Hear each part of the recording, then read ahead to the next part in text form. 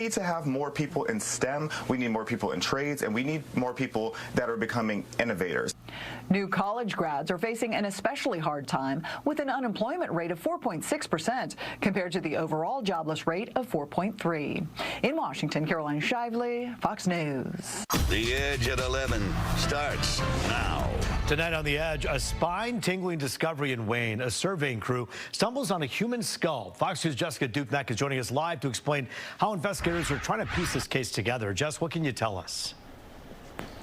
Roop, I want to first start off by saying that we need to when it comes to speculation in this case. A lot of speculation going on social media right now as to who these bones belong to. Talked to Wayne police earlier today. They do not have any theories right now as to who this skull belongs to. Now, I want to take a look at the image that was sent to me earlier. That's how this whole thing unfolded and what we're telling you right now. We did blur the skull, and underneath that blur is the skull. It looks like it's maybe missing a jaw and some teeth. An employee with GLA surveyors doing some work in a wooded area in Wayne found it Thursday afternoon. That's right off Michigan Ave near Newburgh, across from the Ford plant there in Wayne.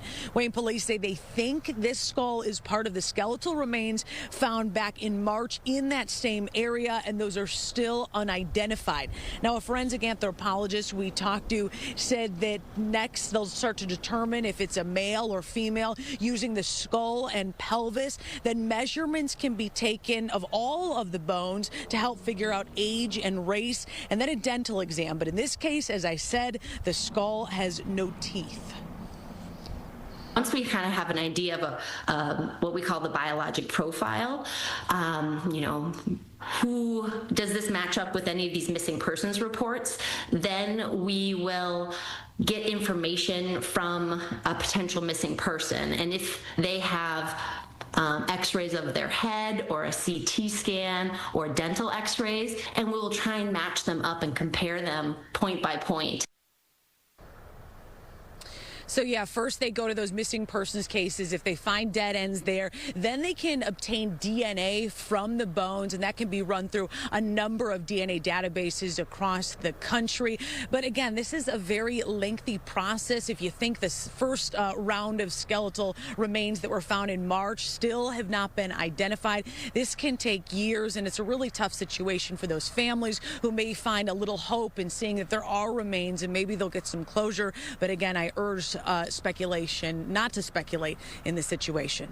Reporting live, Jessica Dupnack on The Edge. Yeah, just such a disturbing story on so many levels, and it's tough to ask this question, but I have to ask you, most people know that dental records are how you are able to kind of identify somebody who's been dead for a while. In this case, it seems as though you say so much of that is missing. You wonder, and it begs the question, if the person who may have done something to this person could have tried to purposely kind of manipulate that part of the body in order to make sure that person's not identified. Yeah, we've all seen the TV shows, Roop, and that is something that does happen out there. Another anthropologist that we talked to earlier today, that sometimes the teeth and lack thereof actually points to a socioeconomic situation. Maybe they didn't have access to dental care, but there's so many things to rule out, so many tests that need to be run. It's probably going to be a while before we know any more. Yeah, a lot of smart people who are experts in this field taking a very close look at this, and we'll wait for them to find out what they have to say. And Jess, we know you'll bring us a follow-up as soon as you get it. Thanks for that live report. A Detroit woman is recovering at the hospital tonight after police say she was shot by her own son. It happened this afternoon on Rutherford Street near McNichols. Police say the 78-year-old victim has multiple gunshot wounds, but she is in stable condition. Her son now behind bars. Take out to Lenawee now. A Lenawee County man now formally accused of murdering his 3 sons nearly 15 years after they disappeared. John Skelton was set to be released from prison in a couple of weeks for unlawfully imprisoning his sons, Andrew, Alexander, and Tanner. Now he's facing murder and tampering with evidence charges. The boys went missing from their Morenci home back in 2010. Their bodies have never been found, and a judge declared them dead earlier this year. A missing Rochester Hills teenager found with a man suspected of creating child porn on the other side of the state. The Oakland County Sheriff's Office says they tracked down the 17-year-old girl at a home in Newaygo County with a 51-year-old man.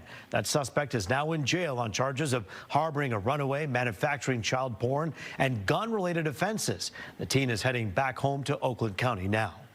New tonight, Ferndale not flocking around. The city is cutting ties with flock safety after the community voiced privacy concerns. 15 flock cameras have been reading license plates along Woodward and 9 Mile, alerting police when cars are connected to crimes. Officers have credited the cameras with helping crack some cases. The police department says it's evaluating other vendors for similar technology and aims to balance ethical standards with community expectations. Well, I'm going to do a magic trick right now. You ready for this? I'm going to read your mind. Right now you're thinking, man, I love sitting in traffic and reading people's bumper stickers, and I love gridlock. If that's what you were thinking, then boy, do we have good news for you. The construction on I-696 is about to enter its next phase. Take a look at how this would affect your commute. It's a lot of different ways. Starting Sunday morning, 5 entrance and exit ramps will be shut down through late next year. That's Cousins, Bermuda, Coolidge, Greenfield, and Evergreen. Blocked every way for you to get to work, right? But before that, there's some slightly different closures to worry about starting tomorrow. For more on that, let's check in live with our own Dave Kinchin, live from the Fox 2 Weather Piece. While things are calm on the road right now, starting at 4 or 5 a.m. tomorrow, not the case. Yeah, that's right. Hey, why don't you guys tweet us, tell us your favorite bumper stickers that you've seen, your favorites of all time. In the meantime, yeah, we're in the Fox 2 Weather Beast, and we're driving that route right now. We'll switch the cameras, show you the area that's going to be impacted by all of this starting Friday. When you're getting out to make your Friday commute, you're going to have to make some changes, especially going into the weekend as well. We shot some video of this area earlier. We'll show you that. Also, MDOT says that westbound I-696 ramps will be closed from I-75 to M10 beginning Friday, of course, and it's part of a major traffic shift in Oakland County. MDOT says as the newly rebuilt eastbound I-696 lanes along that stretch get closer to completion, crews are planning to switch westbound I-696 traffic from 75 to M10 over to the eastbound side in order to rebuild the westbound side there. Just follow the bouncing ball, if you will. Now, that traffic switch will limit the entrance and exit ramps available for westbound traffic. Some of those closed entrance ramps include Cousins Avenue, Bermuda, Hilton. You alluded to some of that before. M1, of course, Woodward, Coolidge Highway. And as you might imagine, drivers are not exactly thrilled. It's inconvenient, of course, but the work has to be done. Somebody has to do it. It has to be done. Does it get frustrating at all, though? I mean, absolutely. You know, you try to time out your day to where you want to go, and then you run into construction, and then there you go. You make it on time. Maybe you will, maybe you won't. You got people upset at you. Who knows? Well, MDOT says this is all contingent upon the weather. If there is a weather situation coming through, then they'll push it back to next weekend. So best thing to do, check online on fox2detroit.com. We've got the full list, and also, of course, morning traffic reports will here on Fox 2 will keep you updated throughout the day. Reporting live along I-696, Dave Kinchin on the Edge. All right, so the question then kind of begs to be asked is, you know, they keep talking about fixing the damn roads. Here we are. The governor made her promise. We're doing that. But it seems like this incessant problem that just doesn't seem to resolve itself. It's just road after road after road, ramp after ramp after ramp. When are we looking at a finish line for all of this in that area to be done for good, at least temporarily? I guess not for good. Well, yeah. I mean, this whole project really was about a 2-year project. I recall when we first started covering this, and there's been some delays on other projects because of the cost of materials and things like that. That did slow some other projects across the metro area down, so there's that factor as well. All right, we'll watch this one carefully, and I know our traffic team and our news team tomorrow morning will be ready starting at 4 a.m. Thanks so much, Dave Kinchin, for that live report. Michigan cutting off community centers from birth control that's free and emergency contraceptives. We're told the state is ending the Take Control of Your Birth Control campaign. People took advantage of it, picking up 120,000 birth control pills and contraceptives over the past year. State health officials say the initiative was a way to raise awareness for programs like Plan First and Medicaid.